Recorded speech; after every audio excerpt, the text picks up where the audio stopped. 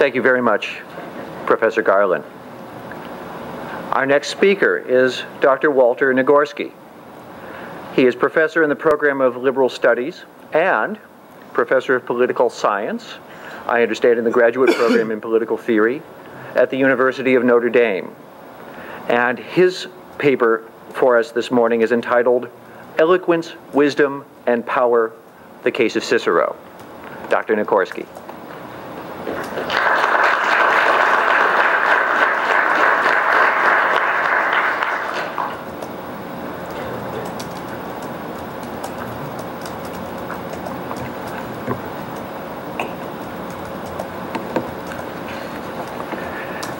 I'm grateful to Gleaves Whitney and his staff of the Hauenstein Center and to Grand Valley State University for the opportunity to bring the example of Cicero and teachings from his writings to bear on the topic of this conference. I would speak more directly, let me say candidly, if I said I'm grateful for his calling our bluff, our referring to us classical humanists who are usually very assured that we are very relevant to our times. At this beginning of the Obama presidency, and in the context of perceived crisis, it is good to be given the challenge to show our stuff if we can. And I'm tempted to say, yes, we can. I begin with the pretensions of a poet. I sing of a man whose eloquence with the spoken word first brought him to prominence, a man who rose to the highest political office of the most powerful nation in the world. As a young man, it was already clear that he was greatly gifted with a richly colorful, yet clear and forceful speaking style. His oratorical ability always led some to be suspicious that he was shallow in substance. He needed at times to retreat in order to rest and renew the voice upon which his rise to power depended. He came to pursue national political affairs from a social class not usually prominent or successful in such pursuits. Remarkable, too, was the fact that he came from and was raised in outlying areas rather than at the centers of power, though he found a way to those centers to put his advanced education in the hands of distinguished teachers. He studied rhetoric, law, philosophy, and history with a specific plan to position himself for winning office and exercising leadership in the Republic.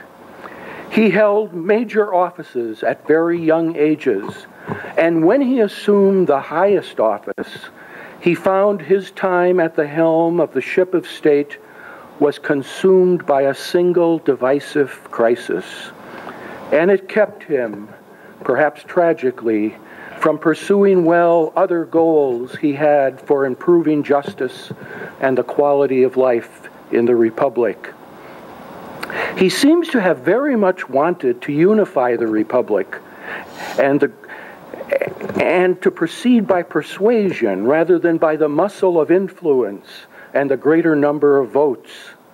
He thus hoped, I say, to bring concord and harmony among parties and classes rather than to stir the embers of class and culture wars to a new intensity. I said I sing of such a man, following the model of Homer and Virgil. But my song is really about two men following remarkably similar courses, almost 2,100 years apart. My first and direct inspiration is the life of Marcus Tullius Cicero, who lived from 106 to 43 and stood prominently in Roman public life in the last tumultuous decades before the Roman Republic fell to the empire. By these opening remarks, I have sought to highlight the parallels between the lives of Cicero and Barack Obama. But these can be at best suggestive and enticing similarities and are at this point altogether on the surface. The detail of Cicero's life that fits the poetic indirectness I used is examined more fully in the full paper that I have prepared. And there one can see how different Cicero's story is from that of Barack Obama, different beneath the skeletal similarity noted here. After all, as we've been reminded from the text of Thucydides, history only roughly repeats itself and never precisely, nor do we free and complex human beings expect it to. Notable, too, is it that Cicero's story is complete, except for the rising and falling tides of his influence on history that is still unfolding.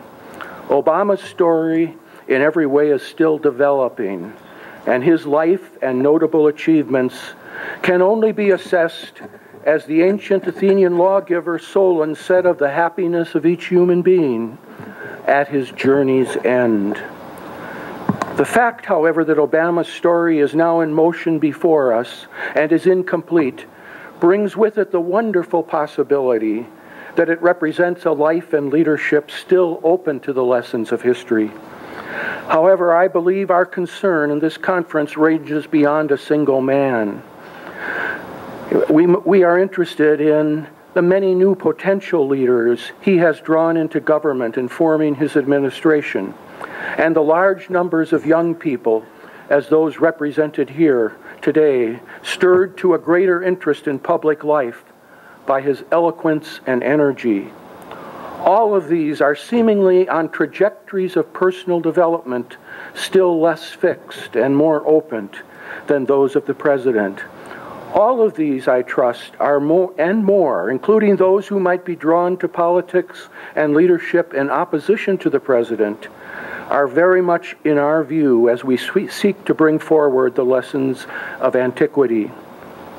The lessons I draw from Cicero are four, and I draw them largely from his writings in the last dozen years of his life, when Cicero had an intense period of writing, largely philosophical works.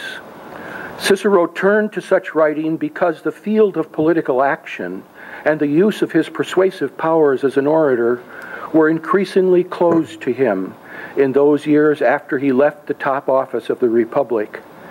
He repeatedly indicated that he sought in this time of his life to continue to serve the common good in the way open to him and in a fashion in accord with his deepest conviction. Such writing was his way of leaving an influential legacy. Thus he wrote to encourage philosophical inquiry, for from it could come the fruit of guidance in practical life, including renewed commitment to active political service and much practical wisdom about appropriate goals of political life and the many vexing issues that good citizens and statesmen confront. This phase of Cicero's life and achievement clearly differentiates him from Barack Obama, most obviously because President Obama has not reached the stage of retirement rich in experience and with time available to be an educator for future generations. Cicero's deeds as a political leader are likely never going to be as instructive as have been and hopefully will be his reflective writings based on a combination of experience and his philosophical studies. President Obama's deeds may well be the primary way he writes the lessons of history for the future. Of the four lessons I draw from Cicero, the first and most important of all is a methodological lesson about how to go about determining what is right and wise. This is most important because it's the basis for drawing any conclusions, bits or more of wisdom about anything.